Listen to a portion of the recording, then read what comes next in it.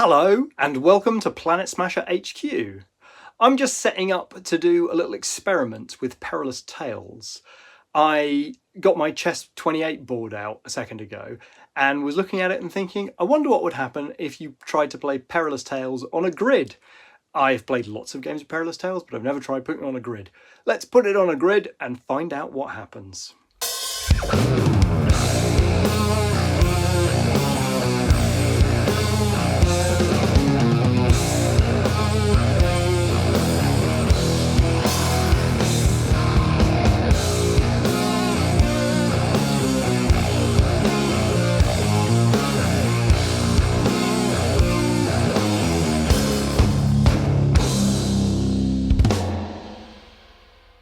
Okay, I'm setting up to play Perilous Tales, but I'm doing an experiment here.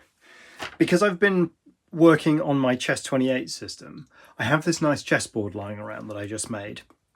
And as I was setting up to play a demo game, I wondered to myself whether the 8x8 grid of a chessboard would interact nicely with the measurement mechanics and the threat marker mechanics of Perilous Tales.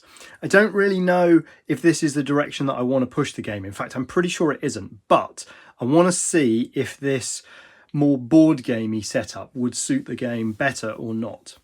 A lot of what is true about Perilous Tales is to be able to give me a chance to use my miniatures and to create sort of adventure, miniature adventures, particularly using terrain and scenery. So I don't know that this is going to be completely aligned with the vision of the game, but I'm interested to see mechanically whether it functions nicely or not. So I'm going to set up a quick game. I'm not going to worry too much about the details. I'm going to start by generating my team using the random table. So my leader gets 2 traits. He gets 15, which is slippery, and 4, which is demolition expert. The miniature with the sort of flare gun, 12, nippy. The one with the big pickaxe is going to be a pyromaniac. The one with the machine gun, relentless. Sort of matches the fact that he's armed with a machine gun. And this last one with the binoculars is going to have the binoculars upgrade, which is eagle-eyed. I've set up the threat markers in the standard formation. I'm now going to figure out what the objectives are. So I've got my deck of objective cards here. The first one is rescue the prisoner. So I need to place a prisoner marker. So here's a prisoner marker. Deploy a prisoner marker within 6 inches of the middle of the far board edge. So I'm going to say that every square edge, basically every square is going to be 3 inches, because that's how this becomes a 2x2 board. So we'll do 6 inches in. I'm going to fudge some of the rules just to sort of make sure that I'm testing the chess-like layout rather than worrying too much about rules tweaks, because probably some things won't work. Activate contraption. Deploy 3 switch markers. One needs to be within 6 inches. Another one needs to be within 9 inches of the corner. 1, 2, 3. 1, 2, 3. That's not exactly right, but that looks pretty cool. The prisoner is surrounded by some switches. She's obviously trapped in some evil contraption. And then the last one is escape. So we've got to escape off this edge, ideally with the prisoner and having flipped the switches. I've got a deck of peril cards, so if I reveal the 6, the 7 or the 8 threat marker, then I'll just flip the first peril off of this deck. Okay, then I'm going to deploy the heroes. Normally they would deploy within a small number of inches, 2 inches of the heroic board edge, so clearly that just means deploy them on the square. I think it's going to be that you can only have 1 model per square, and I think that you're going to activate threat markers if you're within 1 or 2, if you end a move within 1 or 2. Because if each of these is 3 inches and it's 6 inches to trigger a threat marker, that's about right. Actually, we better put some terrain down. All right, there's some terrain down. We'll just say for the sake of argument, it's all blocking terrain, so those squares are blocked.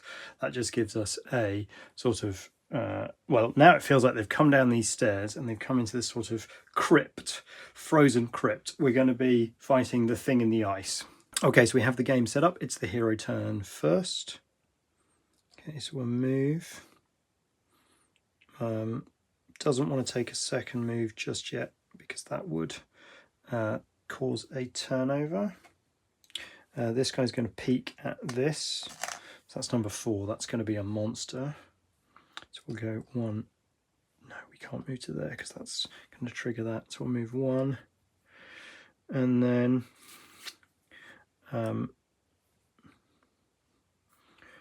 the leader will use his 3 AP to go 1. Oh yeah. All right, let's do this differently.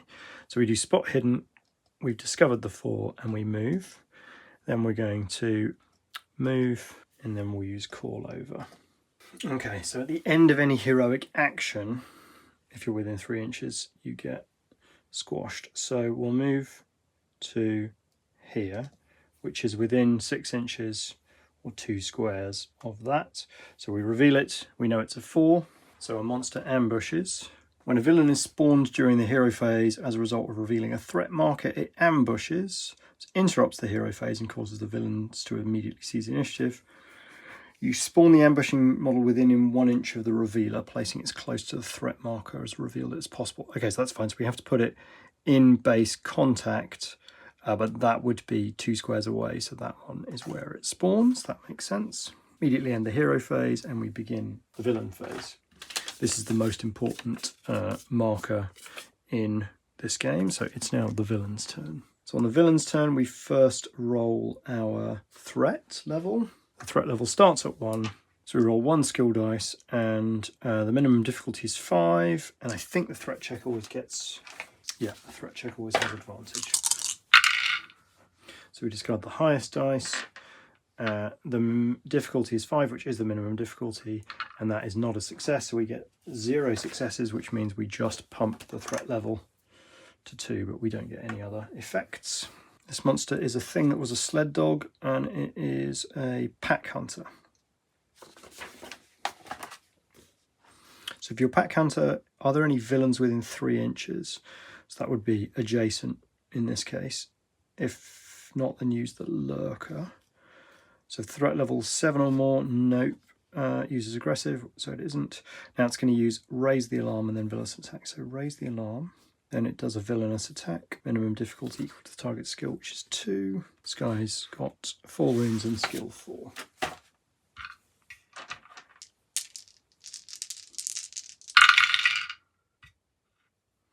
So that's 3 successes.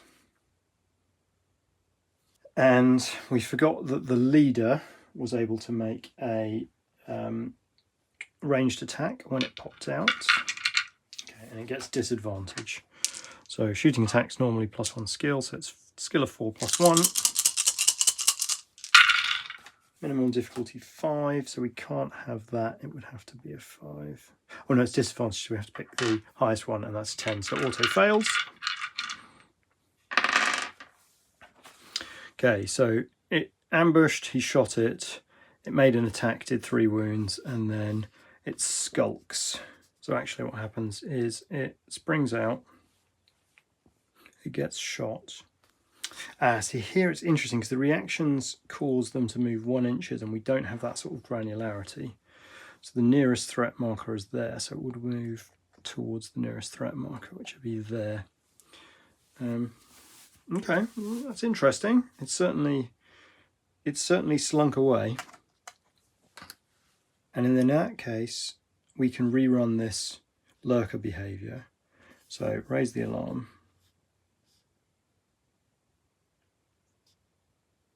So it's not next to a marker, so it doesn't raise the alarm. Not next to a hero, so it doesn't do a villainous attack. Then it skulks, so it moves towards the threat marker.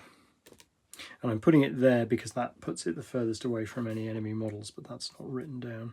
And it didn't do raise the alarm or villainous attack, so then it does up to no good. If this model is the first to take its action whilst in range of an unrevealed threat marker, increase the threat level by 1. So that guy is up to no good. Okay, cool. I messed up the activation there because I wasn't familiar with the rules, but I'm happy the AI did something intriguing and dangerous. So it's the top of the heroes go. So he's going to call that guy over. Then he's going to walk to...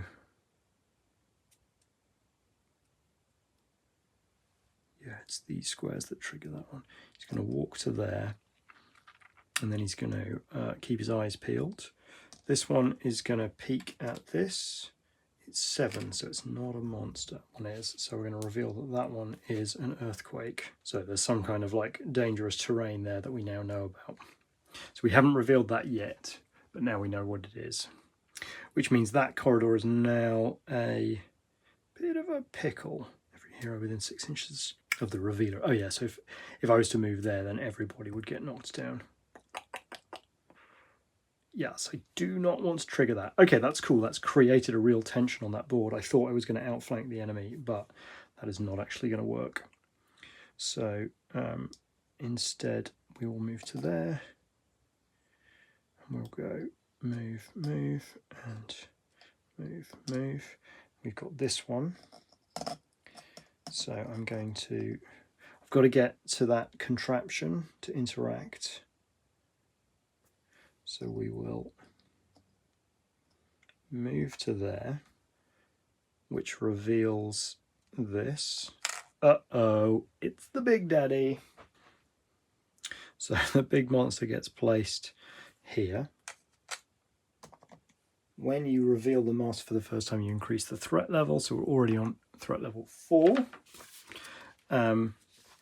This guy cannot see that guy. That line of sight is very clear. There might be some less clear line of sights, but at least that one is clear. Okay, and then the thing that was Jenkins.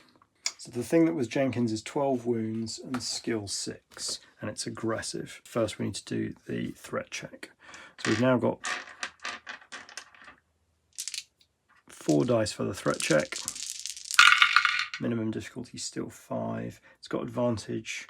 So the difficulty is 8. That's again 0 successes. So we just pump up the threat level. That's a shame because I want to see the threat doodads move, but we shall no doubt see that next turn. So then it gets to roll its attacks. It's got a skill of 6 and target skill is 2, but it's locked out with a 9, so it only does 1. And then if it was unengaged, it would advance, but it is fine. He's happy wailing on that guy. Okay, now this chap, Pack Hunter, there's no one nearby, so he's a lurker. He raises the alarm. He is within range of an unrevealed threat marker.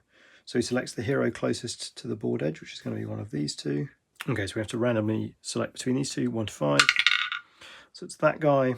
Spawn a random minion within 1 inch to that hero, placing it as close to the heroic board edge as possible. So we pop out another thing that was a dog, and we put it there because that's the nearest.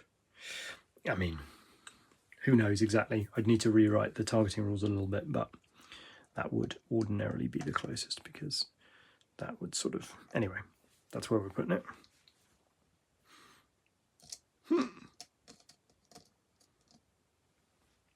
Thing about this is it really begs the question of facing. Model facing is not a thing in Perilous Tales at the moment. And maybe it should be, but it isn't right now. But this does beg the question. Okay, so it's now that guy. Oh, wait a minute, we haven't finished with this guy yet. He's raised the alarm and then he skulks. He's already next to a marker, so he doesn't need to move. And then he's up to no good. So he increases the threat marker, the threat level. So we are running out of time, desperately running out of time because the game ends at 10 plus. So can I interact with things when I am engaged? Seems unlikely.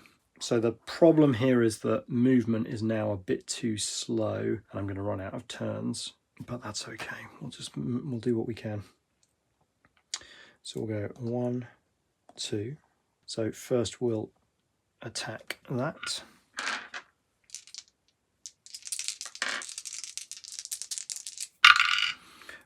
It misses. Oh, it gets advantage. Yeah, it gets advantage because I've got a support. So difficulty 4 is 2 damage, so he's now got 2 left.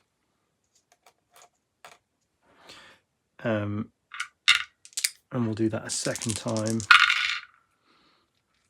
Thank goodness for advantage. So that guy is dead. But he's all out of actions. He's going to move twice. And then this guy is going to 1. And it becomes pretty tricky to get into combat here. But we're going to have to allow people to move through people. So 1, 2, 3. So we'll stand there. Which reveals that it is a number 5, which is another mutant beastie, which ambushes, causes the turnover, but it was going to be the end of the turn anyway. Start with the threat check. It's minimum 5. 10s count as critical successes. That's 1, 2, 3, 4, 5, 6, 7. Okay, so we do now get to see all of the cool threat check stuff. Okay, so we start from 7. The trap is sprung. Move the 2 unrevealed threat markers furthest from any hero 7 inches towards the target hero. So the ones that are furthest away are clearly 1, 2, 3, 1, 2, 3, 1, 2, 3. I mean, they're all. So we'll go 1, 2, 3, 4, 5, 6, 7, 8, 9. Okay, so that one moves 1, 2, 3, and then 1, 2, 3, 4, 5. This one goes 1, 2, 3. If we move them like that, then it becomes obvious that those 2 are the furthest away. All right, that's fine. Leave it like that. This is going to reveal itself. It's a 6, which is Raging Storm. Its peril remains in play and affects the whole board. All line of sight is now 6 inches, which is 2 squares. That isn't going to spring. Okay, so the trap has been sprung. Each minion would remove 1 wound, but none of them are damaged. From the shadows, the master removes 3 wounds, but he's not damaged. Then select the hero with the fewest friendly models. It's you. Within 3 inches, which again would be adjacent, which is cool. Spawn a minion within 1 inch of it and as close to the heroic board edge. He wasn't dead after all! And Crawling Chaos, each model makes a horror check. So it's just a basic skill check. Difficulty 9, he's engaged, so he falls over. This guy, difficulty 3, he passes. That guy, difficulty 2, passes. That guy with the binoculars, difficulty 2, passes. And then the leader, skill 4, difficulty 1, passes. Okay, so everyone else is fine, but that guy at the back is in trouble. We've done Crawling Chaos. Now we do the Noose Titans. Move each unrevealed threat marker. If there's a hero within 10, which would be 3 squares. So 1, 2, 3, yeah. No, move it 1 inch. So yeah, we just move 1 square. Does it move 1 edge or does it move across diagonally? I don't know. This one moves to here and gets revealed. It's another monster. That's the nearest hero. And this one is going to also move to there, which reveals it. It's another monster. Now, there isn't anywhere for it to go. Oh yes, there is. It can go there. All right, these guys are seriously in trouble now. So they revealed almost everything. Now they have to kill everything. And we know now that that's not a monster. All right, the monsters get wailing. So this guy, difficulty 1, so minimum difficulty is 2, so 1, 2, 3, 4. 4 from Nippy. Nippy gets slain. Now, because Nippy is slain, everyone else has to take a horror check. So this guy is fine, that guy with the binoculars is fine, and the leader is not fine. He's engaged, so he falls down. Dead. So we activate the model closest to the heroic board edge, which doesn't work anymore, so we need a different algorithm for activating monsters. I'll just go up from that corner. So we'll go all of those, all of those, all of those, all of those. So then we activate that guy first. It's going to advance. It prioritizes the one next to an objective. 1, 2, 3, 4, 5, 6, 7. Okay, now these guys all pack hunter turns into aggressive, so that's fine. So that guy on there doesn't get support because his support is marked. So a couple of things. That guy's now marked because he's been attacked by the tentacular monster. 1, 2, 3 on that guy, so he's now dead. So everyone has to make a further horror check. He is still absolutely fine. And he's in trouble. So this guy is going to attack the leader with advantage because he's knocked down. That is 3. Attack the leader, knocked down. 5. It's 1, 2, 3, 4. And then this one is going to move to there and attack him because he's next to the... Oh, wait a minute. It's him because he's within range of the objective and he's got the most wounds. Minimum 4 is fine. 2, 3, 4. He's got 1 wound left. Okay, so it's the hero's turn. We can't rescue the prisoner because we can't interact. He's got demo expert. This might be important. Well, that's a bit complicated because I don't know how to resolve it, whether you put the demolition marker on the square or on a node. But either way, I think he ends up dying and the game is pretty substantially over. All right, that's interesting. So what did we learn? That felt kind of cool. It was much more board gamey, obviously. The monsters in that particular scenario sprang out very quickly. Although I don't know that that is 100% due to this different way of playing. Not being able to bunch up, it forced my guys to sort of essentially spread out a lot more than they do when they have the ability to bunch up in little non-discrete movement clumps. So I think that the game becomes much harder because everything is just a bit trickier. It's a lot less granular. There's a lot less sort of 1-inch movements, which is nice because Perilous Tales does have a little bit of fiddling around with 1-inch movements and reactions and stuff. So I think it could allow me to make the game more simple to operate. But I mean, it definitely feels like a completely different game. Does it feel like a completely different game? I mean, that played out pretty much like a Perilous Tales game does play out. Interesting. Lots to think about there. I don't know what I'll do with this experiment, but this is the sort of experiment that I like to run, to see, to challenge a fundamental assumption of the game and then go away and think about it for a week or 3. Well, there we go. That was an experiment. I don't know if it was a successful experiment or what I shall do with the results of that experiment, but an imp of the perverse possessed me, and so I thought I would have a look. This is the sort of tinkering that I do quite often with games that are still in progress, just checking fundamental assumptions, playing the game again to refresh my memory of the mechanics, and, you know, just messing about, experimenting, diddling around. I hope that was an enjoyable watch, and if you are interested to have a play of Perilous Tales yourself, whether you play it with inches and tape measures or you try and play it on a grid yourself, which frankly won't really work because the rules need a bit of tweaking if that was to ever be a thing. But you can download the beta of Perilous Tales right away by going to planetsmashergames.com/earlyaccess/Perilous Tales, or just Google Perilous Tales, or follow the link below.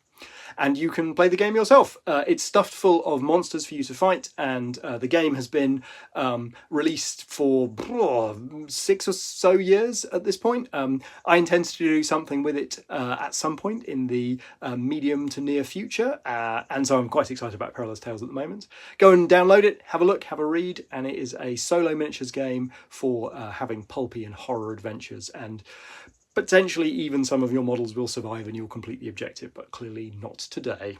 Thank you very much for watching. If you want to see more nonsense like this, click the subscribe link. And if you would like to see me continue to make videos like this and make games like Perilous Tales, then you can support me by heading on over to patreon.com/PlanetSmasherGames and buy me a cup of coffee a month. I would very much appreciate it if you considered doing so. All right, until next time, I will speak to you then. Bye-bye.